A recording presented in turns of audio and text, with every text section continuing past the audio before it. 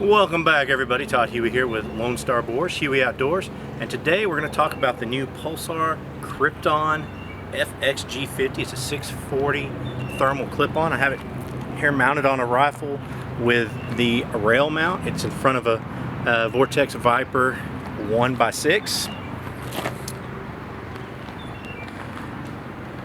Standard controls, just like the typical Pulsars. It does everything the Pulsar. It doesn't have the picture-in-picture obviously because it's a clip-on. It's not a dedicated scope, but video recording, all those features.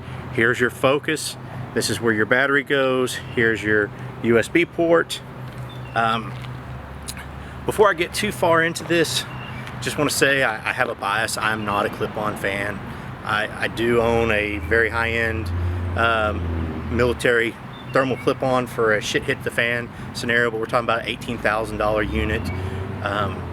That's really where I kind of, if I'm going to use a clip-on, that's what I'm going to use. This is you know, in the $5,000 range, so significant price difference. I don't normally carry clip-ons in my store. I am going to carry this particular unit for several reasons that we're going to get into this video, and we're fixing to go over all that. But here it is with the rail mount. Oh, before I put it up, let me show you. So I haven't tightened everything down, but you'll see there's a ball joint in here where I can move it around. And what that's for is you'll mount it, you'll look through your optic, you'll move this, get the screens lined up perfectly. You tighten everything down, it won't move anymore, and that's an adjustment feature. So if you saw it kind of moving around and rotating it while I was holding it, that's what that is. And this one, it's not tightened down right now. It's not set up completely.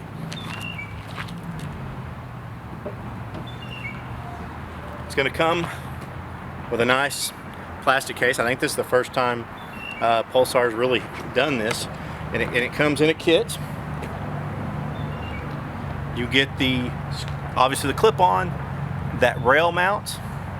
If you don't have a rail, if you have a bolt gun that doesn't have a rail, you can get this mount here. And how these work,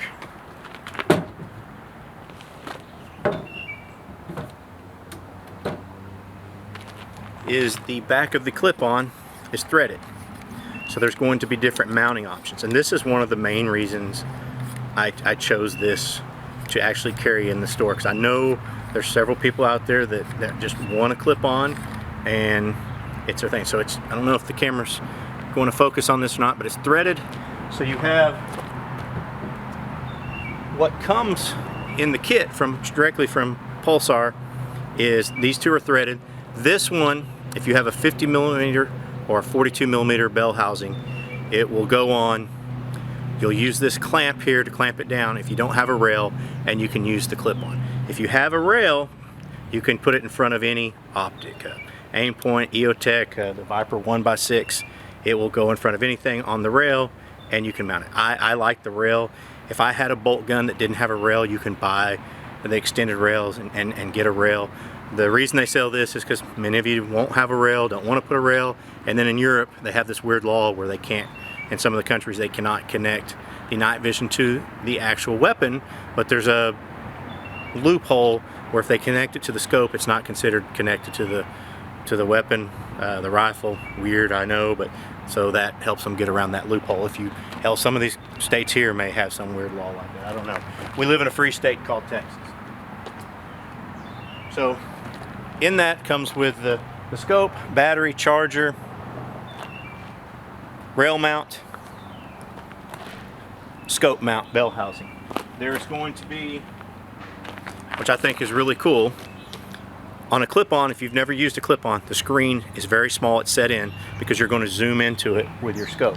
So if the screen was big, like in a traditional dedicated optic, when you put the scope with magnification behind it, you would already be zoomed in on the screen and lose resolution. I found this one to be ideal at about 3.5 to 4 is where it really fills up the screen. By the time I got to 8x, I was starting to lose resolution. I'm zooming in on the screen. Now you can go much further than that, but just understand, once you get past about 8x, you're going to be zooming in on the screen. It will start to get pixelated, but you can zoom. I have an 18 power. I went all the way up to 18 power, and it was usable at 18 power, but there was some resolution loss at 18 power.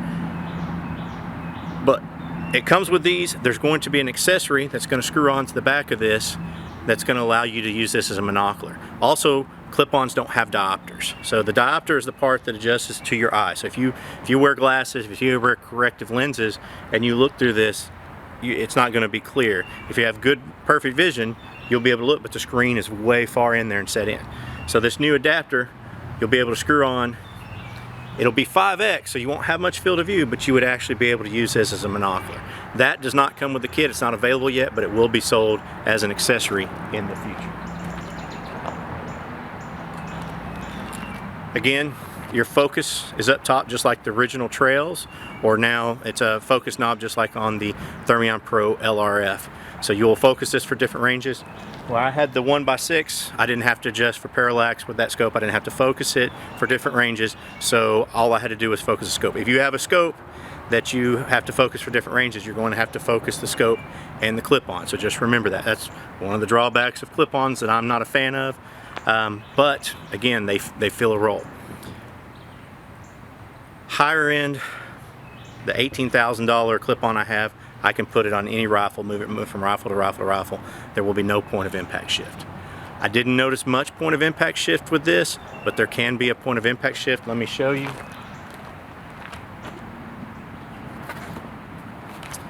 This target here, again, hopefully this is going to focus. This was my first group with just the optic, the Diopter. 3-shot group right there, right on. The next time I shot, I put the clip-on on. I pulled right and low. It spread out. That's not going to be the scope's fault. That was me. The next time I shot, I moved it forward 2 slots on the rail to see if that would have any impact. I got a little closer. I had a flyer out there, but still low and right. I moved it 2 more slots forward on the rail just to see if it'll make any difference, and I shot this 10-shot group, again, low and right. Now, I can go into the settings and correct this. I was just seeing what the impact difference would be. So it was right on. Everything with the clip-on was low and right. Now I can go in and adjust it in the scope, and then it will be set for, or in the clip-on, and it will be set for that scope, and I won't have those issues anymore. I did not do it. I did not set it. I just knew I'd be holding low and right, or holding for low and right, and when I went and killed pigs with it, I just adjusted. But if you're going to be keeping it on the same rifle, you can adjust it for it and fix that. Now we're fixing to get into the video footage. This records again just like any Pulsar scope. I wanted to, this is an LWRC 556. The reason I put it on this scope is I had a little camera that hooks to the back here. I was hoping to be able to shoot and show you the kill shots, and I was hoping the low recoil. I don't usually use 556 when I'm hunting hogs because they're tough and I have better choices. But I wanted the low recoil to be able to show the footage where you could see the reticle. Unfortunately, even the recoil 556 messed up the camera, so that didn't work out. So a lot of the footage you're going to see is just through the scope. You're not going to see a reticle. That is not what you truly see. When you're looking through the scope, you're going to see your reticle. You can zoom in and zoom out.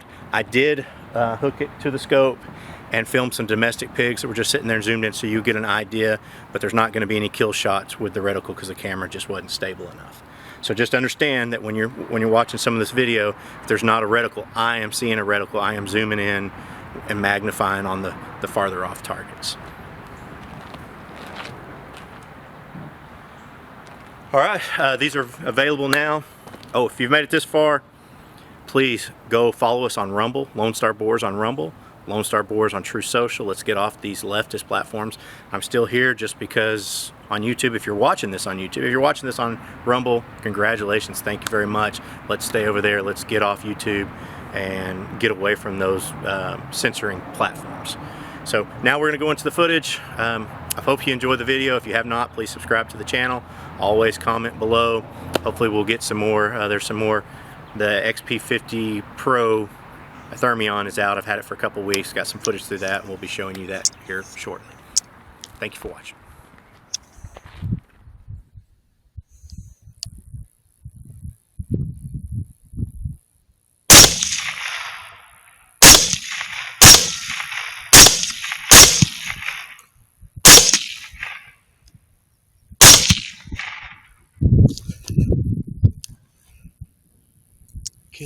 kills.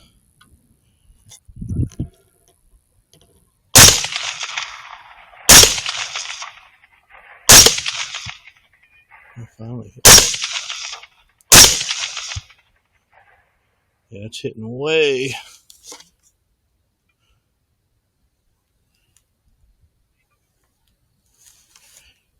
low. Right.